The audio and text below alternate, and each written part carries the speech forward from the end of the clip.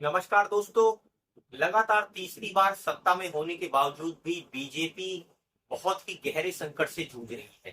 दोस्तों, आप कहेंगे बीजेपी कैसे संकट से जूझ रही है? उसकी तो सरकार है केंद्र में और उसका जो है पूरा सत्ता पर कब्जा है, तो उसको किस तरह की परेशानी आ रही है? दोस्तों, परेशानी ये है कि बीजेपी के अंदर खाने में दो फाड़ दिखाई पड़ती है।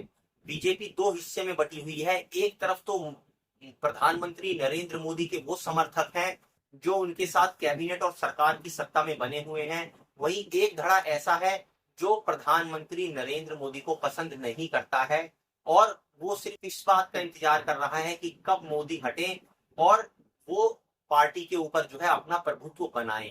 दोस्तों, इसमें सबसे पहला जो संकट दिखाई देता है बीजेपी के ऊपर वो ये दिखाई देता है कि पार्टी अध्यक्ष को चुनने में आखिर इतनी देर क्यों हो रही है।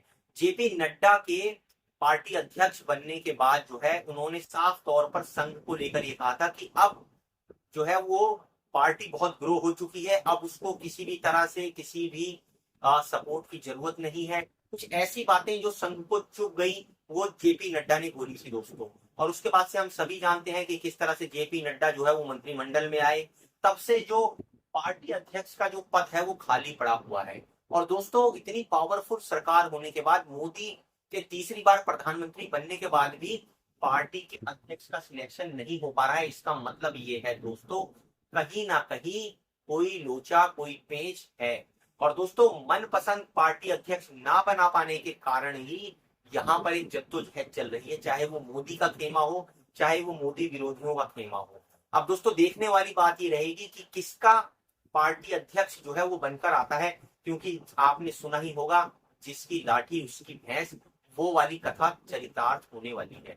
दूसरा दोस्तों, मोदी का जो रिटायरमेंट है वो भी दिखाई पड़ता है। बीजेपी के लिए एक संकट की बात यह है कि खुद वो जो है बोल चुके हैं कि 75 साल में जो है वो रिटायरमेंट हो जाना चाहिए, सेवानिवृत्त हो जाना चाहिए। तो क्या वो ये नियम अपने ऊपर लागू करेंगे? और अगर मोदी रिटायर हो जाएंगे तो चाहे मोदी में 100 कमियां हो दोस्तों, उनकी खूब आलोचना हो, लेकिन बीजेपी के लिए वो चुनाव जिताऊ तो है ही। चाहे उसके लिए उन्होंने झूठ बोले हो पेट भर भर के, चाहे उसके लिए उन्होंने पेट भर भर के जुमले बोले हो, चाहे जनता से कितने ही वादे ऐसे किए हो जो पूरे ना कर पाए हो, तो इस तरह के करने के बाद भी चुनाव जीतकर वो देते हैं, चाहे साम दाम दंड भेद कैसे भी लगाकर चुनाव वो जीते हो।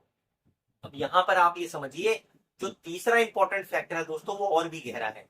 वो ये है कि मोदी के बाद आखिर कौन, अगर मोदी रिटायरमेंट हो गए तो ऐसा कौन सा करिश्माई व्यक्तित्व है, क्योंकि पार्टी इतने दिनों में ऐसा कोई करिश्माई व्यक्तित्व नहीं बना पाई जो मोदी का रिप्लेसमेंट की तरह आ सके।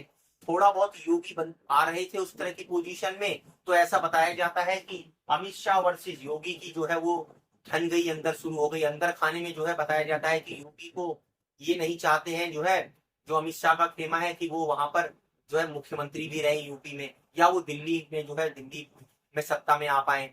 तो कहने का मतलब ये है, अंदर ही सर्फ टव्वल इतनी बढ़ती जा रही है कि बीजेपी के लिए प्रचंड खतरा जो है ये पैदा कर रही है। और दोस्तों, उसके बाद संघ की जो सरकार से नाराजगी है, ये बहुत बड़ा फैक्टर है। क्योंकि समय समय पर हमने देखा है कि बीजेपी को क्योंकि सत्ता मिल गई, बहुत लंबे समय के बाद अंतराल के बाद सत्ता मिली है, तो वो सत्ता सुख का आनंद तो जरूर ले रही है, लेकिन बहुत सारे मुद्दे ऐसे हैं जहां पर संघ ऐसा बताया जाता है कि मोदी से नाराज है। क्योंकि सत्ता का दोस्तों नशा ऐसा होता है, सर चढ़कर बोलता है। तो हम सभी ने देखा कि किस तरह से वो आदमी को नॉन बायोलॉजिकल बताने के लिए आतुर हो जाता है। उसको लगता है कि मैं ही सर्वे सर्वा हूं, जो मैं करूंगा वही सही है। तो दोस्तों, ये चार कारण जो है इतने इंपॉर्टेंट है, जो इंडिकेट करते हैं कि बीजेपी जो है वो खतरे में है। और अगर बीजेपी ने इन सभी चार समस्याओं का सही हल नहीं निकाला दोस्तों, तो आने वाले समय में हम देख सकते हैं कि बीजेपी के हाथ से सत्ता शायद फिसल भी सकती है।